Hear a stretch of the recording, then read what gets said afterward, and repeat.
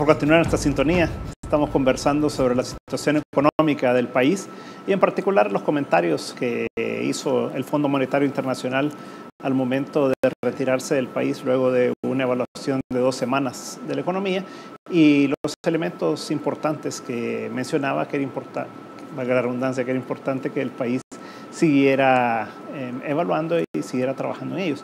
Álvaro, una cosa que llama la atención, y ya lo mencionabas tú hace un rato, es el 4% de déficit del PIB con respecto al PIB del déficit fiscal, pero el fondo dice debería de buscarse un 3% para este próximo año del 2013 y para 2014 un 2% del PIB de déficit. Y que el acuerdo de sostenibilidad fiscal, a pesar de que ellos no lo mencionan, ya se había establecido un 2.7%. Eso más o menos anda entre 650 y 700 millones de dólares, ¿verdad? Para un año con un PIB más o menos de 24 mil millones que podría ser para este próximo año. Entonces, ¿a ti te suena que sería posible, con las circunstancias actuales del país y la cantidad de dinero que el gobierno tiene por la emisión de los 800 millones de dólares, que pudiéramos bajar el déficit del 4 al 3% del PIB en este año y en el próximo al 2%? Aquí hay que como balancear dos cosas, ¿verdad? En primer lugar, pues el llamado de atención que hace el Fondo Monetario Internacional, que los salvadoreños nos tenemos que poner de acuerdo porque si la situación sigue así, la situación va a empeorar. Y bueno, eso es lo que ha ocurrido en países donde hoy estamos viendo tremendas crisis en Europa, como Grecia, pues, y el que ha resonado más estos últimos días, Chipre, pero igual está ocurriendo a Italia, a España, ha ocurrido en Irlanda también, Portugal, que los países se resisten a tomar las decisiones difíciles, porque ajustar las finanzas, ajustar el presupuesto, ya sea de una familia o de una empresa o de un país entero, requiere de recortes, de decir, vamos a ver dónde gastamos menos, cómo nos apretamos el cinturón, y eso es difícil. Entonces, eso no lo estamos haciendo en El Salvador, pero lo importante es que, aunque las decisiones sean difíciles, son las decisiones correctas. Entonces, el Fondo Monetario nos está poniendo un parámetro. Mire, si ustedes no hacen nada, a final de año van a acabar con un déficit fiscal igual que el año pasado, la deuda va a seguir creciendo y se va a volver el país ingobernable. O sea, no importa quién gane las elecciones, en el siguiente año se va a encontrar con un gobierno incapaz de poder hacer nada para cumplir con promesas que se han hecho en las elecciones. Entonces ahí nos está mandando ese mensaje el Fondo Monetario. El segundo punto, pues, es que si nos ponemos de acuerdo en que tenemos que bajar ese déficit fiscal por el bienestar de todos, entonces ahí hay que tomar esas decisiones difíciles. Y eso, aunque esa es la decisión correcta, y eso no quiere decir que hay que recortar los gastos esenciales, los gastos que se lleva, que benefician a la población, sino que lo que quiere decir es, tomen las medidas necesarias para que las finanzas públicas sean más eficientes y más efectivas, porque con el estado actual que tenemos, donde hay muchos gastos innecesarios, por ejemplo, los gastos en publicidad son enormes, ¿verdad? Y eso lo pagamos nosotros con nuestros impuestos, los gastos en viajes, en viáticos, más el problema de la corrupción, que es un tema que tal vez va a surgir más adelante en esta entrevista. Entonces, ahí está en el cómo vamos a hacer ese ajuste. Bueno, Héctor, este miércoles recién pasado, la Asamblea Legislativa aprobó utilizar 40 millones de los 400 restantes de la emisión del bono del 2012 para financiar el Tribunal Supremo Electoral y las elecciones.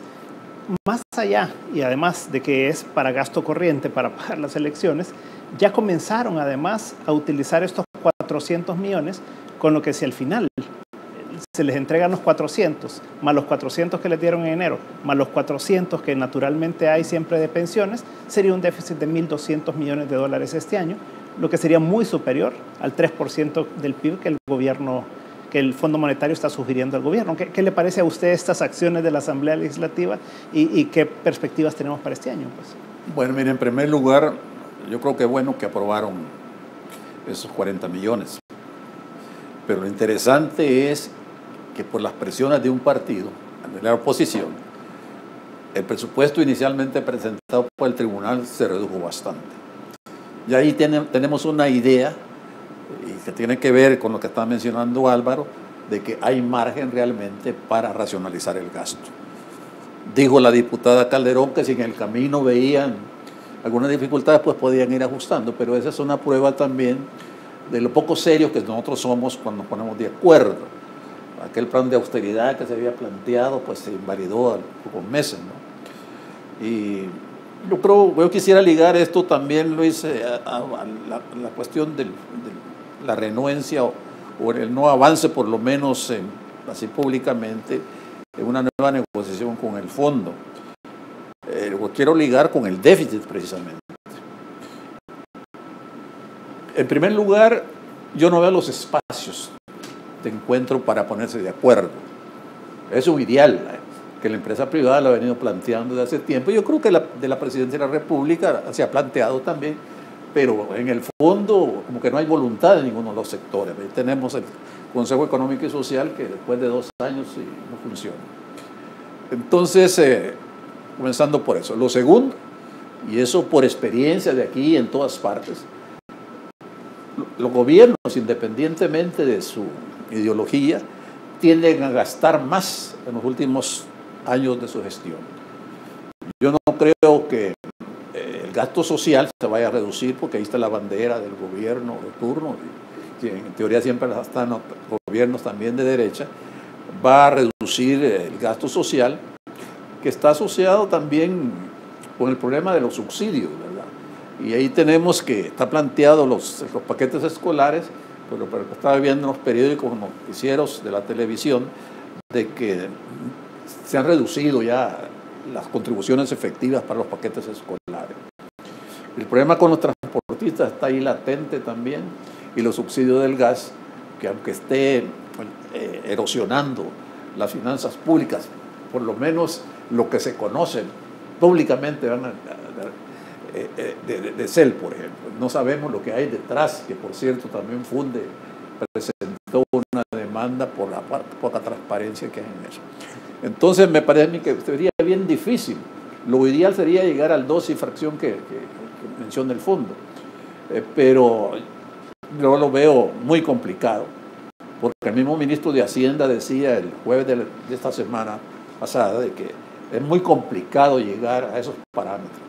Y obviamente firmar un acuerdo con el fondo y con la experiencia que tenemos de no cumplimiento del que está por fenecer, bueno, ningún gobierno va a comprometerse, digamos, con requisitos así, metas bien firmes, aunque flexibles, en algunos casos, para terminar, digamos, desacreditando los programas sociales que han sido la bandera, según algunos de este gobierno. Me parece sintomático también, yo no tengo experiencia de que funcionarios del fondo se hayan reunido con personeros del frente para tocar, me imagino, este asunto, que ya fue explotado políticamente por el vocero del FMLN, ¿no? El señor Roberto Lorenzana. Él se interpreta en las declaraciones como que es un aval que le está dando ya un certificado de sello de calidad para las próximas elecciones, lo cual a mí me parece un poco complicado también, que están mezclando. Obviamente este tipo de reuniones deberían detenerse con los principales actores políticos, como se acostumbraba también con los sectores privados, el sector privado anteriormente, por lo menos cuando yo estaba en ANEP, y no hacerlos públicos, ¿no? Porque esto arroja también muy malas señales, ¿verdad? Perfecto.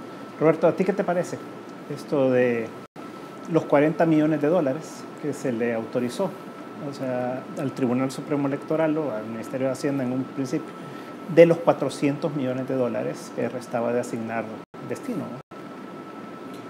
Bueno, primero, que se empezaron a gastar los 400 restantes, es decir, el país ya había de alguna manera usado los 400 para salir del apuro prácticamente, y del apuro del año pasado, porque entiendo que en enero solo habían en caja, propiamente en caja, 12 millones de dólares, 12.